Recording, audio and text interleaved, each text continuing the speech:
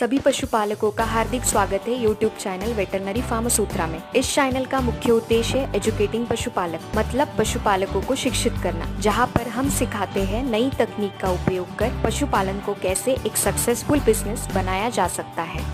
चाहते हो पशु स्वास्थ्य की हिफाजत, तो है टीकाकरण की जरूरत। आज के इस वीडियो में हम जानेंगे पशुओं में टीकाकरण करना क्यों जरूरी है और टीकाकरण करते समय कौन सी चीजों का ध्यान रखें। भारत में टीकाकरण संबंधी पशुपालकों के विचार अलग अलग है। कुछ पशुपालक ऐसे हैं जो पशु डॉक्टर को खुद पूछते हैं, मुझे मेरे पशुओं का टीकाकरण करवाना है तो मुझे सलाह दीजिए।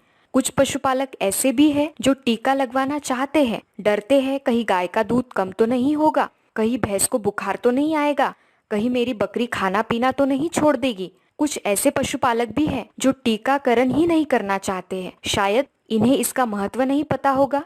तो चलो आज के इस वीडियो में जानते हैं टीकाकरण करने से क्या फायदे होते हैं। जब भी आप पशु पालते हो या फार्मिंग का बिजनेस करते हो तो पशु स्वास्थ्य सबसे महत्वपूर्ण विषय है। अगर पशु का स्वास्थ्य बिगड़ जाता है तो उसका असर पशु के उत्पादन पर होता है और उसका सीधा असर आपकी आमदनी पर होता है। जैसे कि गाय का अगर स्वास्थ्य बिगड़ जाए तो उसका असर दूध उत्पादन पर होता है और दूध उत्पादन का सीधा असर पशुपालक की आमदनी पर होता है।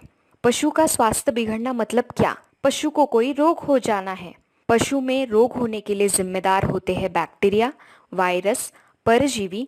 इन सभी से अगर पशु का बचाव करना है तो पशु की रोग प्रतिकारक शक्ति उस रोग के लिए होना जरूरी है जो कि टीकाकरण से आती है। इसे हम थोड़ा डिटेल में समझ लेते हैं। टीका क्या होता है? पशु की अगर देखभाल अच्छे से नहीं हो रही है तो उसकी रोग प्रतिकारक शक्ति कम हो जाती है। रोग प्रतिकारक शक्ति कम होने की वजह से अलग अलग रोग पशु पर हावी हो जाते हैं। जैसे मैंने आपको बताया, पशुओं में रोग अलग अलग परजीवी से, वायरस से, बैक्टीरिया से होते हैं। टीका जो है वो इन्हीं वायरस, बैक्टीरिया और परजीवी से बनाया जाता है।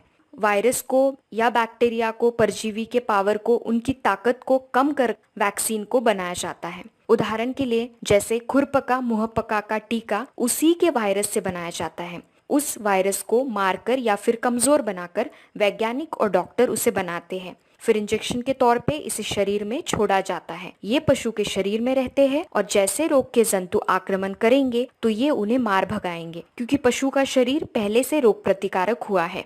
आप इसे ट्रेनिंग या प्रशिक्षण के तौर पे ले, जैसे कि हम पशु के शरीर को रोग के लिए ट्रेन कर रहे हैं। इसकी वजह से टीकाकरण करने से उस रोग के विरोध में पशु की रोग प्रतिकारक शक्ति बढ़ जाती है और वो रोग पशु पे हावी नहीं हो पाता।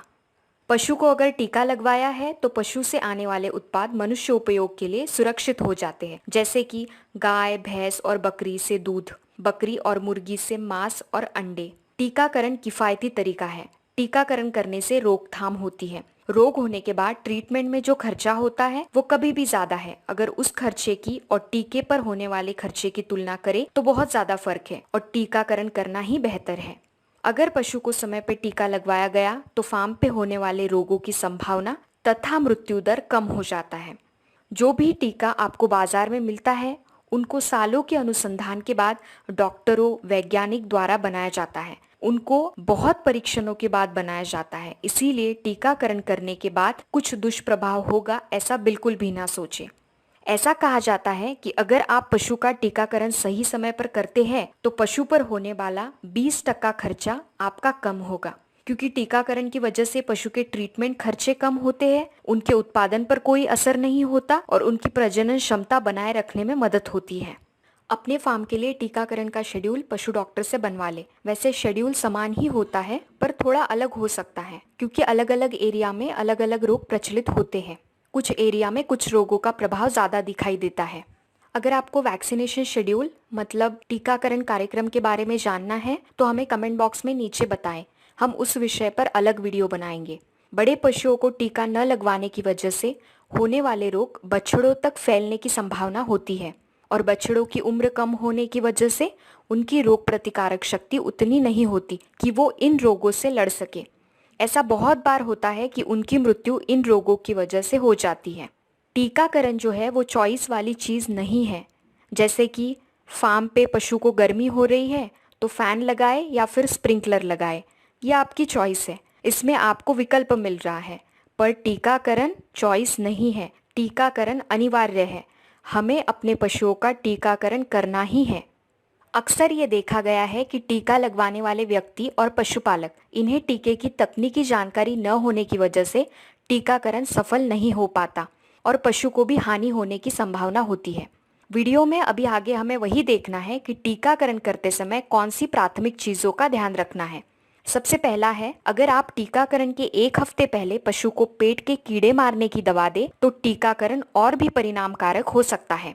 अगर पशु के त्वचा के ऊपर कीड़े हैं तो उन्हें भी मारने की दवा देनी चाहिए। दूसरा, हमें टीका नॉर्मल और स्वस्थ पशु में लगाना है। पशु का अगर स्वास्थ्य ठीक नहीं है, उसे बुखार है या फिर किसी और रोग के लिए उसकी दवाई चल रही है तो उसे टीका न लगवाएं, परंतु पशु की तबीयत ठीक होने के बाद टीका जरूर लगवा ले। टीका सुबह या शाम जब वातावरण ठंडा हो तभी लगाना बेहतर होगा। पशु अगर बहुत ही दुबला पतला हो गया है, शरीर से बहुत ही दुर्बल लग रहा है, तो ऐसे समय आपके पशु डॉक्टर तय करेंगे कि टीका लगवाना है या नहीं। एक साथ पशु को 2 टीके ना लगवाएं या टीके मिक्स करके ना लगवाएं। टीके के साथ कोई और दवाई लेनी है तो पशु डॉक्टर की सलाह जरूर लें। बहुत सारे पशुपालकों के सामने एक प्रश्न आता है, गाभिन पशु में टीका लगवाए या नहीं। मार्केट में कुछ टीके ऐसे भी उपलब्ध हैं जो गाभिन पशु को दे सकते हैं। उनके गर्भ पे इसका कोई असर नहीं होगा। अगर आखिरी महीना चल रहा है तो टीका बयान होने के 1 हफ्ते के बाद लगाए तो अच्छा रहेगा। पर भूलिए मत, हमें टीका तो हर पशु को लगाना ही है। जो वैक्सीन लगवाई है, जो टीका लगवाया है, उसका रिकॉर्ड रखें। रिकॉर्ड हमें एकदम सिंपल रखना है। इसमें क्या रहेगा, पशु का नंबर या पशु का नाम, उसके बाद टीके का नाम या फिर जिस रोग के लिए आप टीका लगा रहे हैं उस रोग का नाम और तारीख, जिस तारीख को आपने टीका लगाया वो तारीख। इससे क्या होगा कि हमें जानकारी रहेगी पशुओं को कौन से टीके लगवाए हैं और कब लगवाए हैं। हमें ये ज्ञात रहेगा कि कौन से पशुओं को वैक्सीन अभी नहीं लगाई है ताकि उन्हें हम बाद में लगा सके। टीकों का स्टोरेज मतलब कि संग्रह सही तापमान पर होना चाहिए। जब आप टीका मार्केट से खरीदते हैं तो उस बोतल पे लिखा होता है कि इस टीके को कौन से तापमान पे आपको स्टोर करके रखना है। सही तापमान पर अगर संग्रह स्टोर आप नहीं करेंगे तो टीका निष्क्रिय हो जाएगा। अगर आप टीका लगवाने के बाद आपको कुछ भी ऐसे संदिग्ध लग रहा है, जैसे कि पशु को बुखार आना, तो बिल्कुल भी घबराना नहीं है। बुखार आना जो है वो नॉर्मल है। बुखार और सूजन अगर 2 दिन से ज्यादा समय रहे तो पशु डॉक्टर की सलाह जल्दी से लेना अच्छा रहेगा।